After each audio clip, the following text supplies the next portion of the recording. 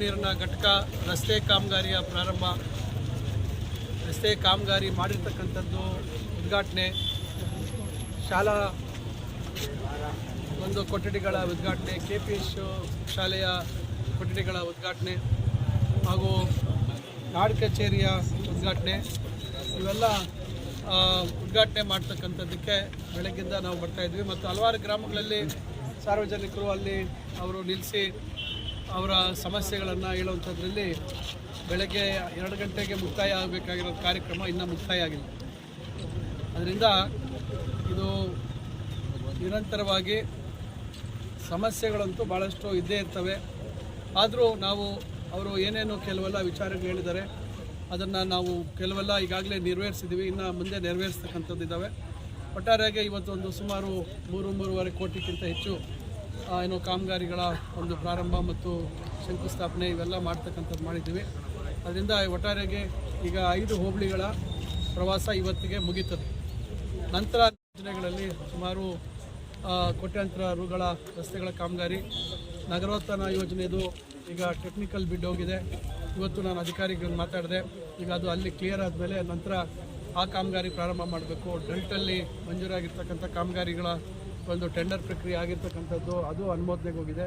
ಇವೆಲ್ಲ ಒಟ್ಟಿಗೆ ಅನುಮೋದನೆ ಆದಮೇಲೆ ಒಟ್ಟಿಗೆ ಈ ಕಾಮಗಾರಿಗಳನ್ನು ಕೈಗೆತ್ತಿಕೊಳ್ತಕ್ಕಂಥದ್ದು ಮತ್ತು ಟೆಂಡರ್ ಇದು ನಮ್ಮ ಎಸ್ಟಿಮೇಟ್ಸು ಸ್ಕ್ರೂಟಿ ಆಗ್ತಾಯಿದೆ. ಅದು ರಾಮಕುಟ್ಟೆಯಲ್ಲಿ ಖಾಸಗಿ ಬಸ್ ನಿಲ್ದಾಣ ಮತ್ತು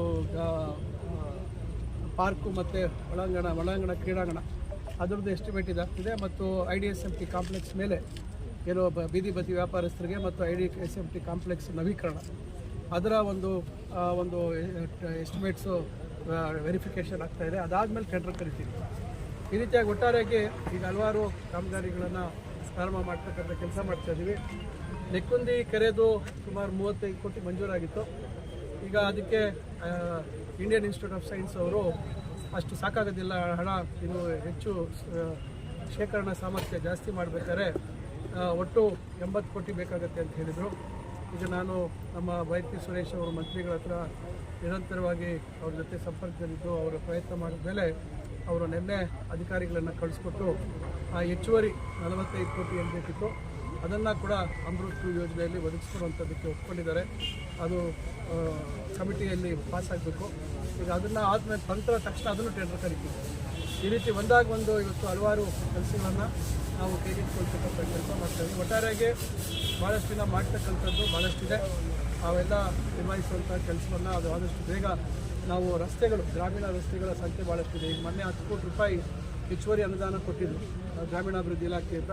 ಈಗ ಅದಕ್ಕೆ ನಾನು ಯಾವ್ಯಾವ ಹೋಬಳಿಯಲ್ಲಿ ಏನೇನು ಕೆಲಸ ಆಗಬೇಕು ಅಂತೇಳಿ ಅದನ್ನು ಕೂಡ ಪಟ್ಟಿ ಮಾಡಿ ನಿನ್ನೆ CEO ಮುಖಾಂತರ ಅದನ್ನು ಸರ್ಕಾರಕ್ಕೆ ಕಳಿಸ್ತೀವಿ. ಅದಾದಮೇಲೆ ಅದನ್ನು ಎಸ್ಟಿಮೇಟ್ ಆಗಿ ಟೆಂಡರ್ ಆಗುತ್ತೆ.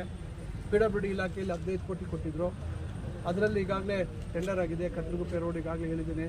ಮತ್ತು ಇನ್ನೊಂದು 5 ಕೋಟಿ ನಮ್ಮ ಕೇಳೂರು ರಸ್ತೆ ಮತ್ತು ಬೆಂಗಳೂರು ರಸ್ತೆಗೆ ಆಯ್ದ ಭಾಗಗಳಲ್ಲಿ 5 ಕೋಟಿ ಮಾಡುವಂಥದ್ದು.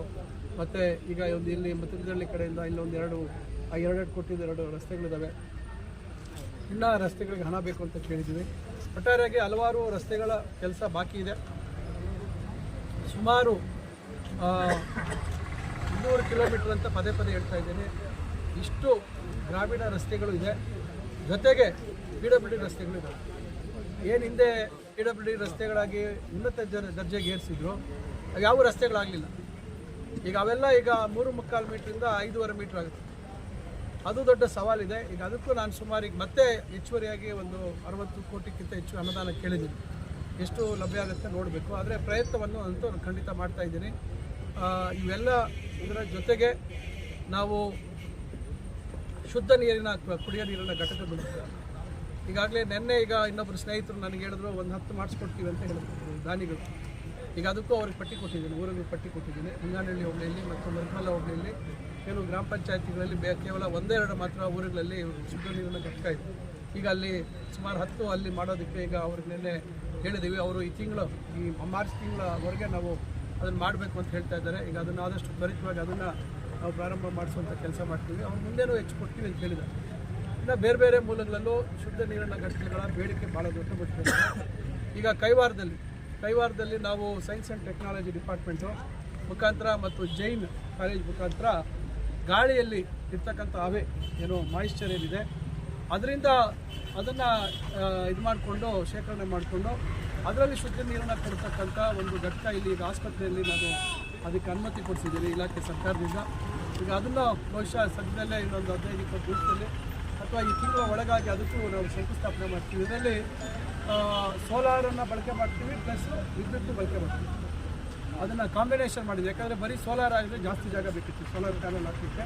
ಅದನ್ನು ಎರಡೂ ಒಟ್ಟಿಗೆ ಸೇರಿ 3000 ಲೀಟ್ರ್ ಉತ್ಪಾದನೆ ಆಗುವಂಥದ್ದಕ್ಕೆ ಅದಕ್ಕೆ ಒಂದು ಮಂಜೂರು ಅದನ್ನು ಮಾಡಿಸಿದ್ವಿ. ಕಲ್ಲಳ್ಳಿಯಲ್ಲಿ ಮಾಡಬೇಕು ಅಂತಿದ್ವಿ. ಕಲ್ಲಳ್ಳಿಯಲ್ಲಿ ಜಾಗ ಸೂಕ್ತವಾದ ಜಾಗ ಸಿಗದೇ ಇದ್ದಿದ್ದರಿಂದ ಅದನ್ನು ಕೈವಾರದ ಆಸ್ಪತ್ರೆಯಲ್ಲಿ ಸರ್ಕಾರದ ಮಟ್ಟದಲ್ಲಿ ಅನುಮತಿಯನ್ನು ಕೊಡಿಸಿದ್ದೀನಿ.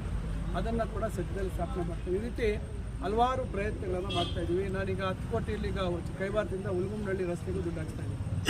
ಅಲ್ಲಿ ಅದು ನಮ್ಮ ಈ ಭಾಗದ ಮುಖಂಡರ ಬೇಡಿಕೆ ಇತ್ತು, ಅದಕ್ಕೂ ನಾನೀಗ ಹಾಕಿಸ್ತಾ ಇದ್ದೀನಿ. ಅದು ಬಹುಶಃ ಅನುಮೋದನೆ ಆದಮೇಲೆ ಎಸ್ಟಿಮೇಟ್ಗಳಾಗಿ ಟೆಂಡರ್ ಆಗಿ ಇದೆಲ್ಲ ಒಂದು 3-4 ತಿಂಗಳಾಗುತ್ತೆ. ಈ ಪ್ರಕ್ರಿಯೆಗಳೆಲ್ಲ ಟೈಮ್ ಆಗುತ್ತೆ. ಕಷ್ಟ ನಾನು ಇವತ್ತು ಹೇಳಿದ್ರೆ ಇನ್ನೂ ಆಗಿಲ್ವಲ್ಲ ಅಂದರೆ ಆಗಲ್ಲ. ಇವೆಲ್ಲ ಈಗ ನಾವು ಕೊಟ್ಟಿರೋವಂಥದ್ದು ಮತ್ತು ಈಗ ಅದಕ್ಕೆ ಅಡ್ಮಿನಿಸ್ಟ್ರೇಟಿವ್ ಅಪ್ರೂವಲ್ ಸಿಗಬೇಕು. ಆಮೇಲೆ ಅದನ್ನು ಟೆಂಡರ್ ಮಾಡುವಂಥದ್ದು ಮತ್ತೊಂದು ಪ್ರಕ್ರಿಯೆ ಆಗುತ್ತೆ. ಅದರಿಂದ ಒಟ್ಟಾರೆಯಾಗಿ ಭಾಳಷ್ಟು ಕೆಲಸಗಳನ್ನು ಮಾಡಬೇಕು ಅಂತಕ್ಕಂಥ ಪ್ರಯತ್ನ ಆಗ್ತಾಯಿದ್ದಾವೆ. ಸರ್ಕಾರದಲ್ಲಿ ಪದೇ ಪದೇ ದುಡ್ಡಿಲ್ಲ ಮತ್ತೊಂದಿಲ್ಲ ಅಂತ ಕೆಲವರು ಹೇಳ್ತಾ ಇದ್ದಾರೆ. ಆದರೆ ಇವೆಲ್ಲ ದುಡ್ಡಿಲ್ಲದ್ರೆ ಎಲ್ಲಿ ಮಾಡಲಿಕ್ಕೆ ಸಾಧ್ಯ ಇದೆ?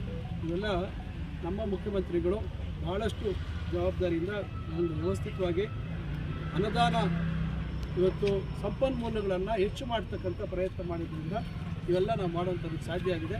ವಿರೋಧ ಪಕ್ಷದವ್ರಿಗೆ ಈ ಕಾಮಗಾರಿಗಳೆಲ್ಲ ಆದಮೇಲೆ ಅವ್ರಿಗೆ ಗೊತ್ತಾಗ್ತದೆ. ಕಾಮಗಾರಿಗಳು ಪೂರ್ಣ ಆದಮೇಲೆ ಇದೆಲ್ಲ ಎಲ್ಲಿಂದ ಆಯಿತು ಅಂತಕ್ಕಂಥದ್ದು ಅವ್ರಿಗೆ ಆಶ್ಚರ್ಯ ಆಗುತ್ತೆ.